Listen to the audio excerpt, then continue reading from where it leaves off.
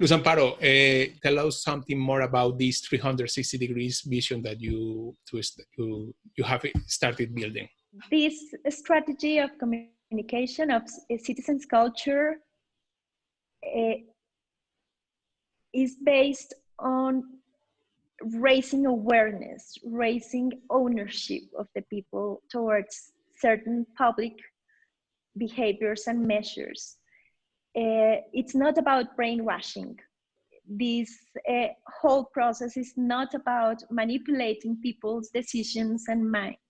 It's about empowering them not to agree with the administration, not to like the administration. Is to make them understand that they are part of the reality we all live in, this common space that is the city. And I think it's important because there is a very thin line there between manipulation and empowerment. And we are not doing this to rise compliance just by obedience or by force or by psychological manipulation, but by the empowerment of the individuals around their responsibility as citizens. Which one are those key elements to build this new citizen culture?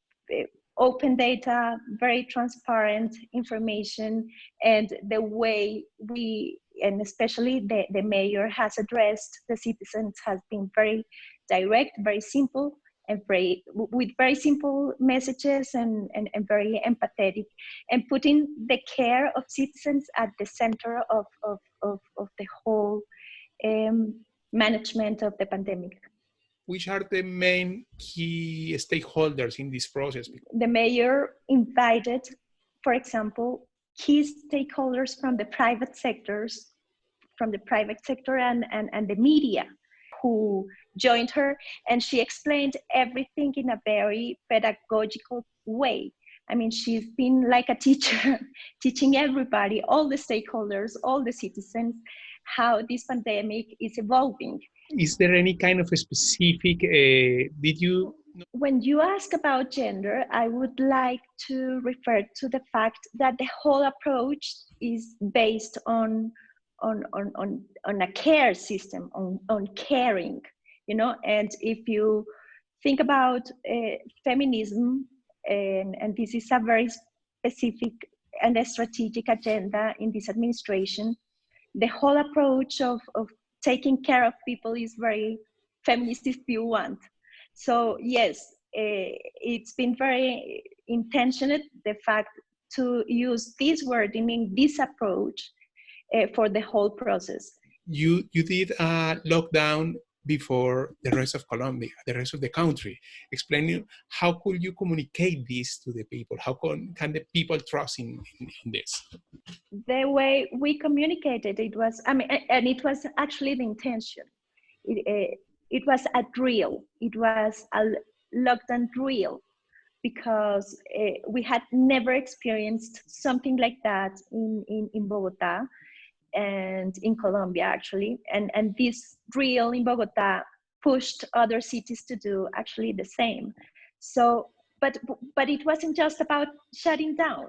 It wasn't just about going to quarantine. It was about understanding how it works. I mean, the people who complied, why they did it, and the people who didn't comply, why they were pushed out to the city, to the streets.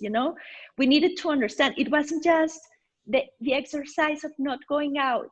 It was we conducted surveys. It lasted 4 days, and during the 4 days of lockdown, we conducted, and actually making surveys has been a constant in the whole process. We, as a result of one of these surveys, we realized that 92% of the citizens are complying with the use of masks. But the newspapers and the news also always outline how the people don't comply, and they don't acknowledge the way that most of the people are complying. So this way of measuring all the time, the way the people are increasing the ownership of these measures has been very instrumental to also graduate and orientate the communication strategy. When you talk in public policy, in public administration around communication, it usually goes one way. You know, it's the leader or the administration communicating or addressing the citizens, but just in one way. What I think it's been very, very effective, and if you want innovative, is that it has really been a two-way conversation, a two-way communication strategy, because each time the mayor goes out on a Facebook Live and shares the news and the evolution of the measures that she's taking for the pandemic, every time she answers questions from the citizens. We are measuring what the social media is responding to the measures we're taking as well.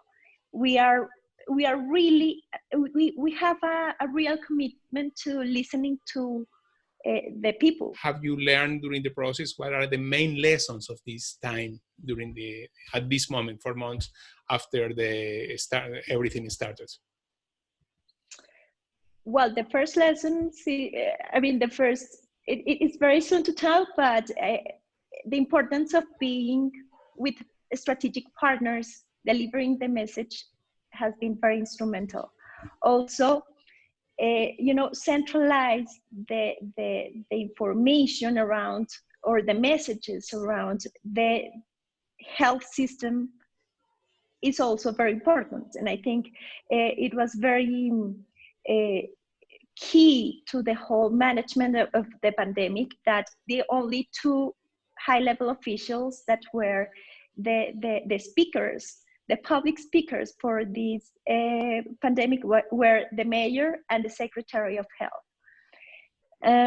And also to understand that the trust is the key, in Latin America, and perhaps in some other places of the world as well.